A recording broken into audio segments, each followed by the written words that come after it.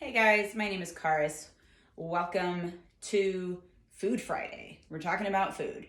One of the biggest questions I get is, should I track what I eat? The short answer is probably. Now, everyone's kind of concerned about becoming really obsessive about tracking if they start doing it.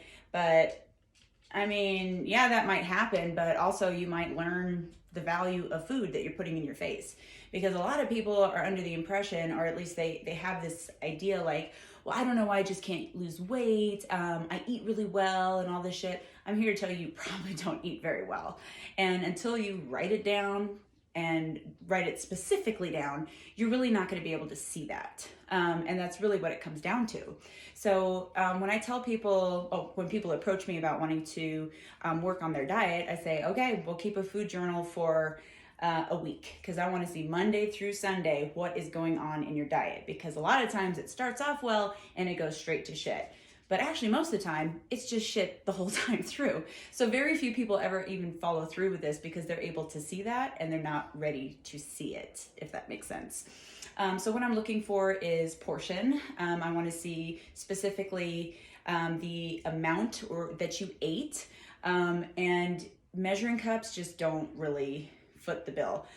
You got to get a food scale. You can get one really cheaply. And it's just much more accurate than measuring cups, tablespoons, that kind of thing. And if you have questions about how to use that, hit me up. It's really not that hard, and it actually makes your life a lot easier. Do you need to use that for the rest of your life? Hell no. What you're trying to do in this phase is learn the value of the foods that you're putting into your face. The other thing I want to see is the time of day, because a lot of people don't eat anything until afternoon. They're ravenous and they eat a bunch of bullshit before bed, and then they wake up and do the same thing over and over again, which is just setting you up for failure. I call that putting yourself in a metabolic coma. Now, I know intermittent fasting kind of sounds like that, but I don't think intermittent fasting is sustainable for most people. In fact, I'm going to say it's not sustainable for most people, just because it's clearly shown itself to not be. That's why it's a fad diet, just like keto. So if you keep failing at those diets, those are not the diets for you. Even if you had success with them once before, if you didn't sustain them, they were not the diet for you. The other thing I want to see is the person's notation of whether or not the food, or whether the food was a food of fat, carb, or protein. So I want to see if you understand what those three different things are, those different macronutrients, and if you're able to identify them in your diet. Not to shame you, but to see whether or not you understand what they are, because most people don't. For example, a lot of people think that they're high protein foods, or the foods that they eat are high protein, and they're actually high fat. Like, think about an egg, for example. That's the best example, because it has 5 grams of fat, but it has 6 grams of carbs. From a calorie perspective, way more fat, because fat is 9 calories per gram. Carbs and protein both are 4 grams. So you're consuming a lot of calories to get not very much protein. Another example is nuts. Nuts are not a good source of protein. They have some protein, so they're useful for like vegans, but again, the ratio, it's like 8 grams of protein to 16 grams of fat in a serving of nuts. That's insane, and that's a lot of calories to get any kind of protein, right? And good luck ever taking a shit again. And then the other thing is carbs, right? So a lot of people have this idea that carbs have been vilified. When you take carbs out of your diet, it looks really good on the scale, and it can look good aesthetically up to a point. But if you're working out especially, you need carbs. If you're not really working out, you don't need as many. Protein is the big daddy. That's the one that you need the most of. That's the one that you're probably lacking in. Now, I'm not an RD, I'm not a nutritionist. I have a precision nutrition certification, but that's habit coaching.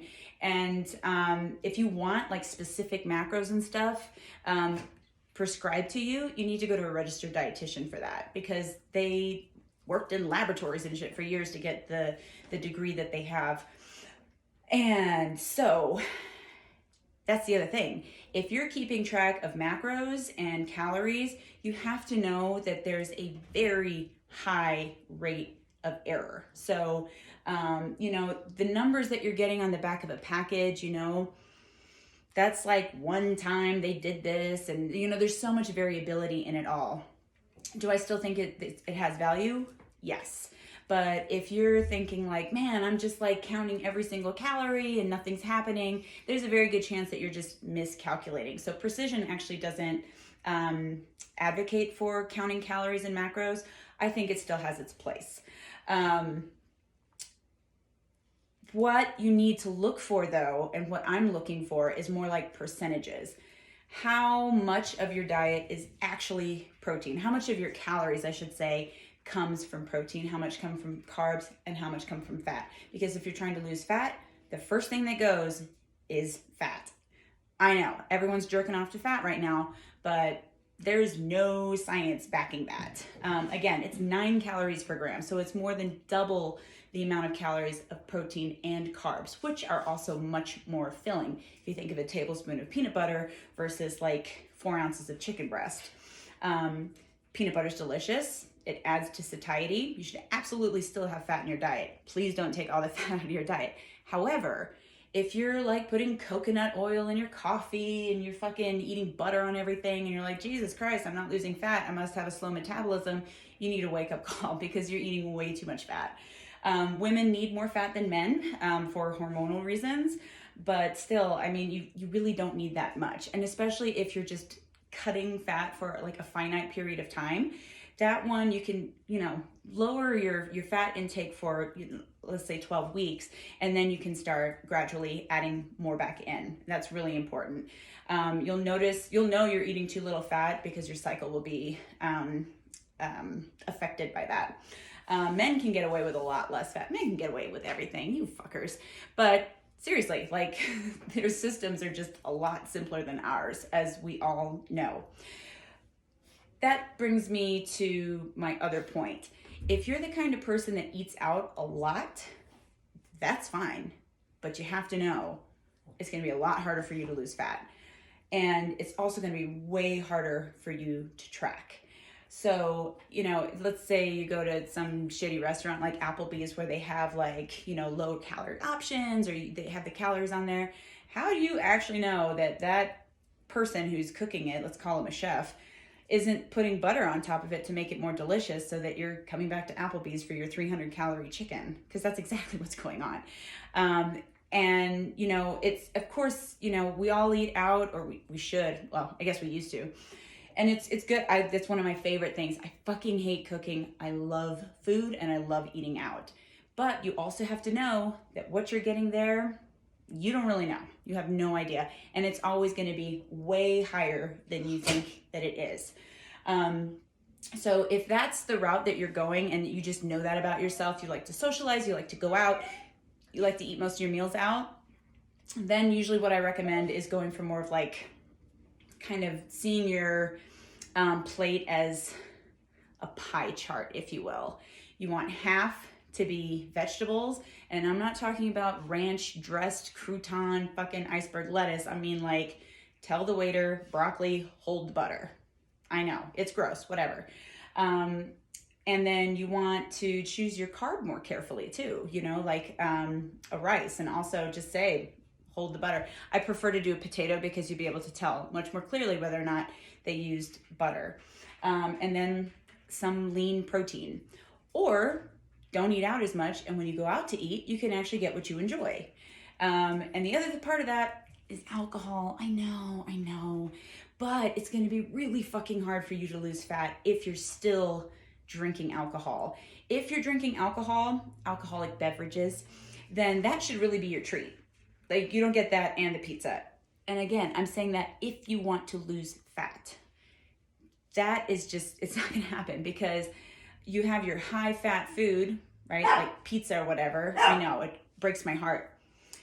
French fries, whatever. Everyone looks at that as the carb. No. It's the fat that's making those calories go up. Alcohol is 7 calories per gram. So when you get this beer or whatever that's like, oh, one gram of carbs, Honey, it's not the carbs that are getting you. It's the fucking alcohol. It's a toxin. Your body has to process that first before it can process any calories. And worst of all, you make bad food choices, both when you're drinking and the next day when you just want to die and consume anything fatty to try to just like soak it up. So again, it's just about awareness, and it's also about being honest with yourself about what your goals are. If your goals are to lose fat, it's going to be for a finite period of time. So, dedicate like, okay, I'm doing this for 6 weeks, 8 weeks, whatever. And really like buckle down, try not to cheat. But also learn about yourself in case, you're about to like lose your shit. If you don't have like a donut or something, have the fucking donut and get on with your life.